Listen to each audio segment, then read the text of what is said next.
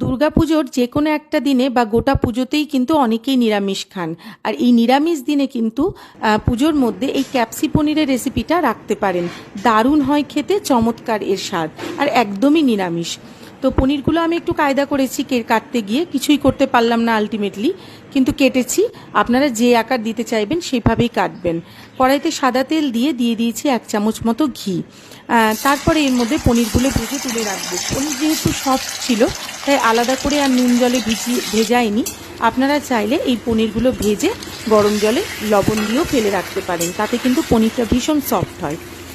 তো আমার এখানে গোল্ডেন করে পনির ভাজা হয়ে গিয়েছে। এখানে পোস্ত, কাজু আর চারমগজ আমি একসঙ্গে বেটে নিচ্ছি। আর বাটা হয়ে গেলে এর মধ্যে টক দই দিয়ে 2 চামচ মতো সেটাও বেটে নেব। ওই তেলেই দিয়ে দেবো তেজপাতা, গোটা জিরে, একটা শুকনো লঙ্কা আর ছোটো এলাচ। দারচিনি লবঙ্গ লাগবে না, ছোটো এলাচ দিলেই হবে। তারপর এখানে দিয়ে দেবো চৌকো করে কেটে রাখা ক্যাপসিকামগুলো। দিয়ে দিচ্ছি চৌকো করে কেটে রাখা টমেটো। আর এরপর এর মধ্যে দিয়ে দেবো কাঁচা লঙ্কা কুচি।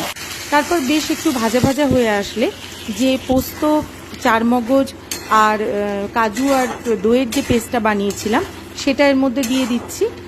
ভালো করে কষিয়ে নিয়ে যখন মশলা থেকে তেল ছেড়ে আসবে তখন এর মধ্যে দিয়ে দেবো মিক্সি ধোয়া জলটা। গরম জলই দিচ্ছি। আর দিয়ে দিচ্ছি একটুখানি শুকনো লঙ্কার গুঁড়ো, স্বাদ অনুসারে লবণ, আর সব শেষে দিয়ে দেবো অল্প একটু চিনি, যেহেতু এটা নিরামিষ রান্না। আর দিয়ে দিচ্ছি ভেজে রাখা পনিরের টুকরোগুলো। ব্যাস, আর কি, একটু গ্রেভিটা ফুটে উঠলেই নামানোর আগে দিয়ে দেবো কাসুরি মেথি।